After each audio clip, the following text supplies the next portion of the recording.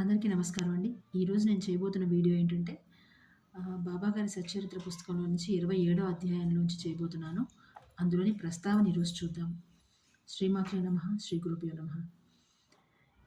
ఈ ప్రస్తావనలో ఏం చెప్పబడిందంటే బాబాగారు ఆహ్, భక్తుల కష్టాలని తీర్చడం మాత్రమే కాదు, అలాగే ఆహ్, మత గ్రంథాలలోని ఆహ్, మత గ్రంథాలని తమ భక్తులు పారాయణ చేయడం కోసం ఆయన స్పృశించి వాటిల్ని వాళ్ళ భక్తులకు పారాయణ కోసం ఇచ్చేవారు అని అని అర్థమవుతోంది.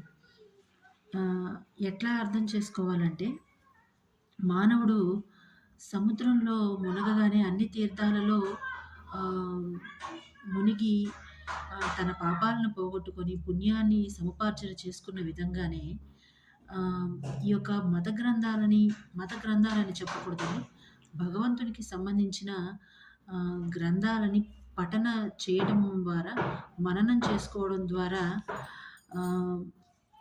ఏంటంటే తమలో ఉన్న జ్ఞానాన్ని వెలికి తీయడం అనే ఒక పనిని బాబాగారు భక్తులకు ఇచ్చేవారు. ఎందుకంటే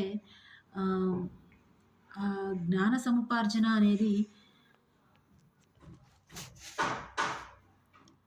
సముపార్జన అనేది కేవలము భగవంతుడి గురించి తెలుసుకోవడం కోసం మాత్రమే కాదండి.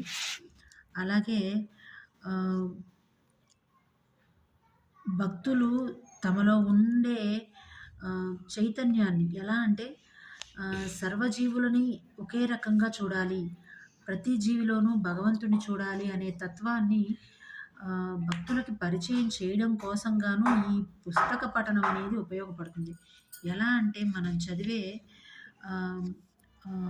ఏదైతే భగవంతునికి సంబంధించిన గ్రంథాల పఠనం ఉంటుందో అది మన మనస్సులోని ఎలా చెప్పాలంటే మన మనసులో ఉండే కల్మషాలను దూరం చేస్తుంది.